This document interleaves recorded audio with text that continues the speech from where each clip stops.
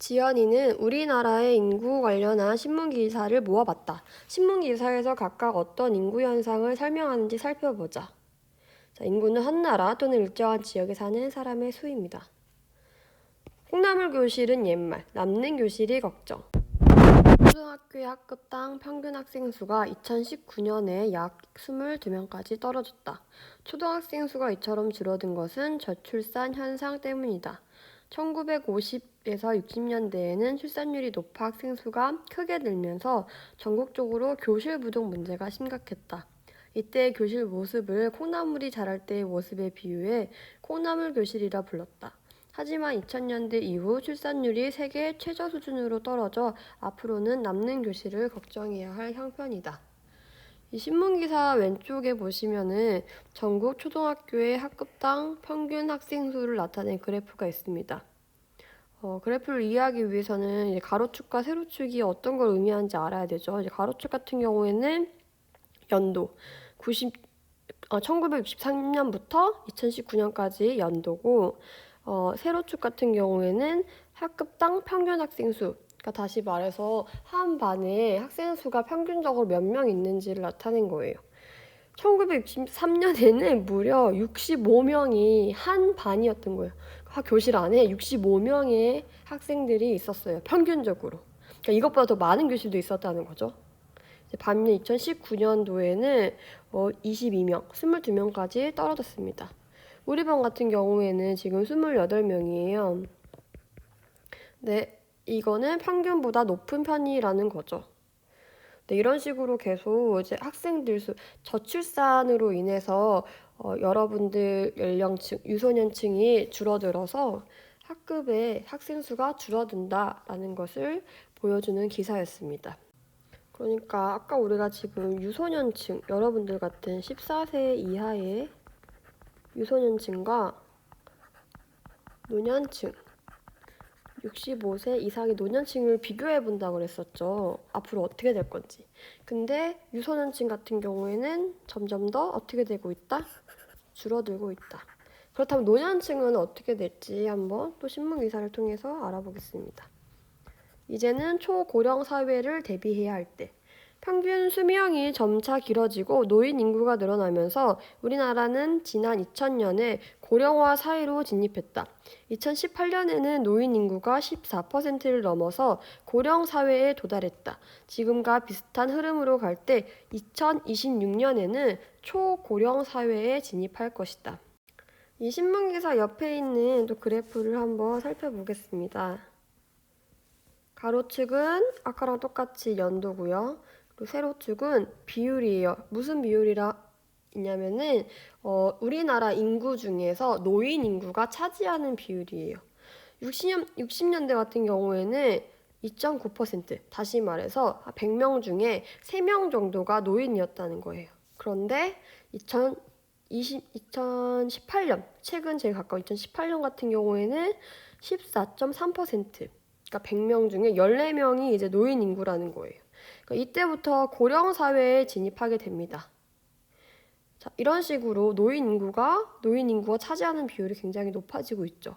그래서 2026년에 노인 인구 비율을 예상을 했더니 이 노인 인구가 이제 증가하는 어떤 자료들을 바탕으로 앞으로의 노인 인구를 예상을 했더니 무려 20.8%, 100명 중에 한 20명 정도가 노인 인구일 것이다 라고 예상을 했습니다.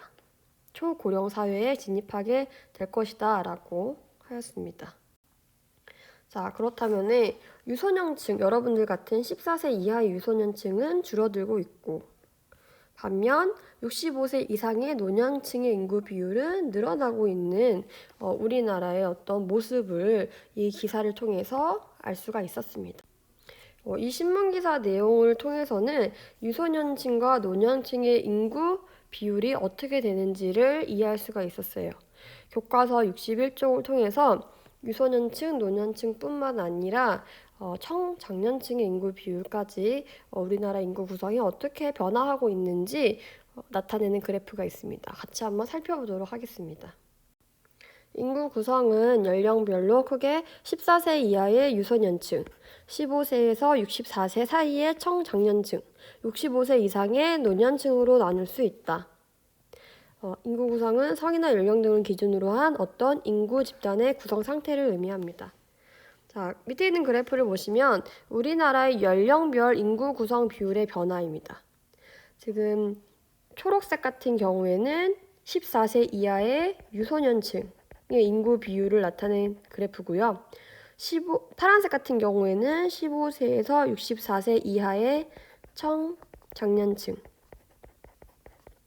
그리고 노란색 같은 경우에는 65세 이상의 노년층을 나타낸 그래프입니다. 보시면은 유소년층 같은 경우에는 점점 어떻게 되고 있죠? 그래프의 크기가 줄어들고 있죠. 다시 말해서 지금 세로축은 우리나라 인구 구성 중 차지하는 비율을 나타내는 거예요. 70년대만 해도 40% 이상을 차지했는데 2020년대 지금 같은 경우에는 12.7% 정도만 차지하고 있어요. 그러니까 점점 줄어들고 있다. 우리나라 인구 구성에 차지하는 유소년층의 인구 비율이 줄어들고 있다. 원래는 100명 중에 42명 있었는데 지금은 12명 정도밖에 없다. 청장년층 같은 경우에는 2020년도, 지금 70년대 같은 경우는 54% 정도 차지하고 있었는데요. 보면 점점 늘어나고 있어요. 늘어나고 있다가 2018년을 기점으로 다시 줄어들고 있어요. 그래서 2040년도를 예상했을 때 지금보다 훨씬 줄어든 모습을 볼 수가 있죠. 청장년층 역시 줄어들고 있다. 이제 반면 노년층 같은 경우에는 1970년대만 해도 100명 중에 3명꼴로 굉장히 적은 비율을 차지했어요. 그런데 2020년도는 15명 정도 차지하고 있습니다. 15%. 그래서 2040년도를 예상해 봤을 때는 무려 32%, 100명 중에 32명 정도가 노인 인구라는 의미예요. 그 노년층 같은 경우에는 시간이 흐를수록 그 비율이 늘어나고 있다. 이 인구 구성 비율의 변화 그래프를 봤을 때 2050년에 우리나라 인구 구성 비율이 어떻게 될지 우리도 예상할 수가 있겠죠. 유소년층 같은 경우에는 당연히 더 줄어들 것이고 한 뭐 이 정도. 그리고 청장년층 역시나 이 정도로 줄어들 것이고, 반면에 노년층의 인구 비율은 이만큼으로 늘어날 것이죠. 라고 예상할 수가 있는 것입니다. 네, 교과서를 읽어보면서 정리하겠습니다. 오늘날 우리나라의 연령별 인구 구성 비율은 저출산, 고령사회의 특징을 잘 보여주고 있다. 아이를 적게 낳는 가정이 늘면서 새로 태어나는 아기의 수는 점점 줄고 전체 인구에서 노년층이 차지하는 비율은 계속해서 늘고 있다. 우리나라 인구 구성의 비율의 특징을 보여주는 두 가지 단어가 나왔습니다. 네, 바로 저출산. 유소년층의 인구 비율은 줄어들고 고령사회. 노년층의 인구 비율은 늘어나고 있는 그런 우리나라의 인구 변화의 모습을 보여주는 단어들입니다. 자, 이렇게 우리나라 인구 구성의 변화 모습은요, 그래프를 통해서도 알 수 있고요. 시대별로 우리나라의 인구 정책을 어떻게 펼쳤는지를 통해서도 알 수가 있습니다.